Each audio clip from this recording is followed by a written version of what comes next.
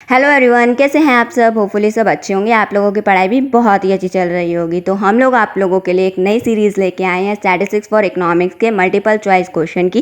Chapter 1 से आज start करते हैं, इकोनॉमिक्स एंड इंट्रोडक्शन। ऐसे ही हम अपने सारे चैप्टर्स एमसीक्यू की फॉर्म में कवर करेंगे।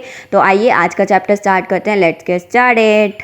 अपने सारे आंसर्स नोटबुक में नोट डाउन कर लेना कि क्या क्या आंसर है, मुझसे पहले देने की कोशिश करना और फिर मुझे आउट ऑफ 10 मार्क्स ज़रूर बताना कि आपके कितने मार्क्स आए।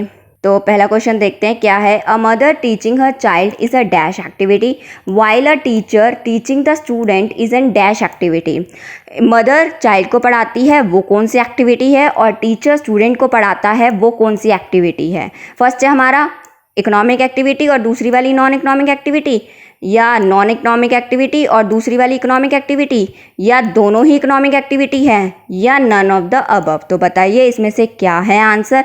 देखिए, इकोनॉमिक और नॉन इकोनॉमिक एक्टिविटी का कंसेप्ट आप लोगों ने पढ़ रखा होगा, और अगर नहीं पढ़ा तो डिस्क्रिप्शन बॉक्स में एक लिंक मिलेगा, वहाँ से जाकर के पूरे चैप्टर की एक्सप्लेनेशन आप पढ़ सकते हैं, जिसमें हमारा इकोनॉमिक नॉन इकोनॉमिक कवर हो रखा है। तो इकोनॉमिक एक्टिविटी क्या होती है, शॉर्ट में मैं आपको बता देती हूँ। इकोनॉमिक एक्टिविटी वो एक्टिविटी होती है जो किसके लिए की जाती है, लिवलीहुड को अर्न करने के लिए की जाती है। और नॉन इकोनॉमिक एक्टिविटी वो एक्टिविटी होती है जो आउट ऑफ लव सिंपैथी करी जाती है, उसे नॉन इकोनॉमिक एक्टिविटी बोलते हैं। तो मदर चाइल्ड को पढ़ा रही है तो वो क्या है, नॉन इकोनॉमिक एक्टिविटी है। और टीचर स्टूडेंट को पढ़ा रही है तो वो क्या है, इकोनॉमिक एक्टिविटी है। मदर तो आउट ऑफ लव सिंपैथी कर रहा है तो नॉन इकोनॉमिक एक्टिविटी हो गई, और टीचर किससे कर रहा है, स्टूडेंट को पढ़ा रहा है लिवलीहुड को अर्न करने के लिए। तो क्या हो गई, पहले वाली तो नॉन इकोनॉमिक एक्टिविटी हो गई और दूसरी वाली इकोनॉमिक एक्टिविटी हो गई। तो इसका आंसर हो गया फर्स्ट का बी। तो फर्स्ट का आंसर हो गया बी।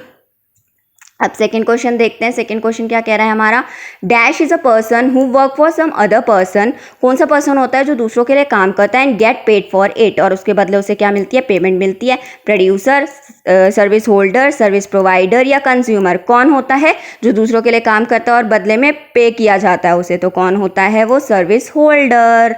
ठीक है, तो सेकंड का हो गया बी। बाकी सारे कंसेप्ट पढ़ने के लिए मेरी वीडियो जरूर देखिएगा। सारे कंसेप्ट मैंने डीपली एक्सप्लेन कर रखे हैं उसमें। तो नेक्स्ट क्वेश्चन देखते हैं क्या है हमारा, which definition is given by Adam Smith. Adam Smith ने कौन सी डेफिनेशन दी है, वेलफेयर डेफिनेशन, वेल्थ डेफिनेशन, या स्कार्सिटी की डेफिनेशन, या ग्रोथ ओरिएंटेड डेफिनेशन। अगर वेलफेयर की बात करी जाए तो वेलफेयर की डेफिनेशन हमारे मार्शल ने दी थी, वेल्थ की डेफिनेशन एडम स्मिथ ने दी थी। तो इसका आंसर क्या हो गया, बी हो गया। और स्कार्सिटी की डेफिनेशन भी बता देती हूँ किसने दी थी, रॉबिन ने दी थी। और ग्रोथ ओरिएंटेड की डेफिनेशन किसने दी थी, प्रोफेसर सैमुअल्सन ने दी थी। तो हमारी जो डेफिनेशन एडम स्मिथ ने दी थी वो कौन सी दी थी, वेल्थ डेफिनेशन दी थी। तो हमारा थर्ड का हो गया बी। अब फोर्थ की बात करते हैं। फोर्थ क्वेश्चन हमारा क्या कह रहा है, economics is the study of economic welfare, who said this. Economic क्या है, इकोनॉमिक वेलफेयर की स्टडी है। ये किसने बोला था, मार्शल ने बोला था, या फिर एडम स्मिथ ने बोला, या फिर लियोनल रॉबिन्स ने बोला, या प्रोफेसर सैमुअल्सन ने बोला, किसने बोला। ये आपको पता है कि वेलफेयर की डेफिनेशन किसने दी थी, मार्शल ने दी थी। तो ऑब्वियस है ये स्टेटमेंट भी मार्शल की है, economics is the study of economic welfare. तो फोर्थ का आ गया हमारा ए, मार्शल आंसर है फोर्थ का ए। अब फिफ्थ की बात की जाती है। फिफ्थ क्वेश्चन क्या कह रहा है हमारा, which economic activity deals with the use of goods and services for the satisfaction of human wants. कौन सी इकोनॉमिक एक्टिविटी डील करती है कि हम गुड्स एंड सर्विसेज का यूज़ करते हैं।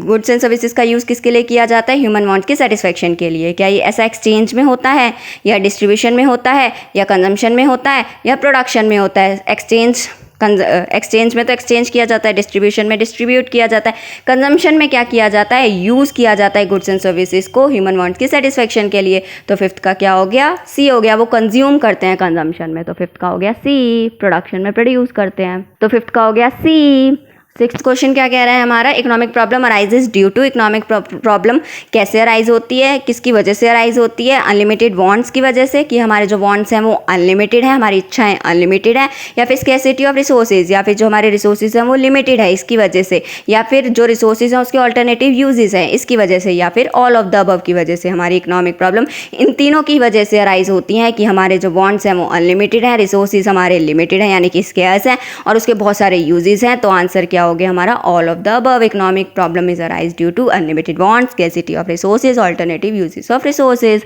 तो 6 का हो गया डी। अब 7th की बात कर लेते हैं। 7th क्वेश्चन क्या कह रहा है हमारा, dash activity are undertaken to earn a living. कौन सी एक्टिविटी अंडरटेक करी जाती है लिविंग को अर्न करने के लिए? Economic activities, non economic activities या स्कैर्सिटी या नन ऑफ द अबव। अभी मैंने आपको इकोनॉमिक एक्टिविटीज और नॉन इकोनॉमिक एक्टिविटीज के बारे में बताया। तो लिवलीहुड को अर्न करने के लिए कौन सी एक्टिविटी होती है हमारी? Economic activity. तो 7 का हो गया ए। अब 8th की बात करी जाती है। 8th क्वेश्चन क्या कह रहा है हमारा, लॉ ऑफ स्कैर्सिटी की बात करी जा रही है।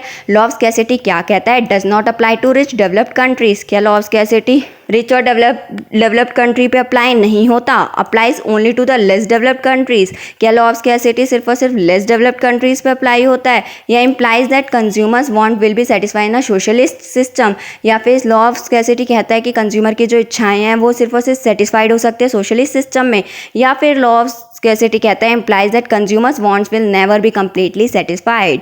लॉ ऑफ स्कैर्सिटी कहता है कि कंज्यूमर की इच्छाएं कभी भी सेटिस्फाइड, पूरी तरीके से सेटिस्फाइड नहीं हो सकती। तो 8 का आंसर है D. Law of scarcity implies that consumers wants will never be completely satisfied। 8 का डी। 9th क्वेश्चन क्या कह रहा है हमारा, scarcity of resources applies to all. Scarcity of resources कहाँ कहाँ अप्लाई होता है? इंडिविजुअल्स के लिए, ऑर्गेनाइजेशंस के लिए, कंट्रीज के लिए या फिर ऑल ऑफ द अबव। हमारा जो स्कैर्सिटी है वो कहाँ होता है अप्लाई? स्कैर्सिटी ऑफ रिसोर्सेज हर जगह रिसोर्सेज की कमी है। तो क्या हो गया इसका? All of the above. हर जगह रिसोर्सेज की कमी है। Scarcity of resources applies to all of the above, individuals में भी, ऑर्गेनाइजेशंस में भी और कंट्रीज में भी। 9th का हो गया डी। अब 10th क्वेश्चन देखते हैं। 10th क्वेश्चन क्या कह रहा है, dash is a person who provide some kind of service to other. कौन सा पर्सन है जो कुछ तरीके के सर्विसेज प्रोवाइड करता है दूसरों को और पेमेंट लेता है for a payment? Is a person who provide some kind of services to other for a payment. Service holder या सर्विस प्रोवाइडर या फिर प्रोड्यूसर या फिर कंज्यूमर। कौन सा पर्सन है जो सर्विस प्रोवाइड करता है और बदले में पेमेंट लेता है? कौन है? Service provider. जैसे हमारे डॉक्टर, लॉयर, ये सारे क्या हैं? Service provider. तो 10th का हो गया बी। कोई भी कंसेप्ट अगर आपको समझ ना आए तो आप कमेंट बॉक्स में मुझसे पूछ सकते हैं कमेंट करके। अब मिलते हैं नेक्स्ट वीडियो में, चैप्टर 2 की वीडियो में, जो कि है meaning, scope and importance of statistics. Okay, thank you.